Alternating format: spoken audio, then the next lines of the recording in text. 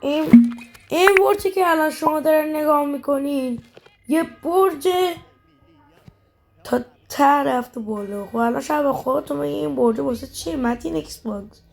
در واقع میخوام بهتون بگم این برج برای ساخته شده که من ازش با واتر باکت کلاچ بکنم. میدونین کلاچ یعنی چی؟ یعنی من باید آب بذارم رو پامو بدون دمیج بیام پایین. ولی من وقتی میرم این از این یه جوری میرینم به خودم که فکر کنم جیشم رنگش خونی میشه. حالا بگذاریم بریم سراغ چالش. ولی قبلش این ویدیو رو لایک و سابسکرایب کن مشتی. راسته چی بخواستم اگه نتونستم باید لانگ ویدیو خفن‌تر از همه لانگ ویدیو بسازم که پشمای همتون رو بریزه. بعدش هم کار خیلی سختیه. خب من باید اول واتر باکت رو بذارم روی دستم، یه بلاک بگاه کنم و بریدم.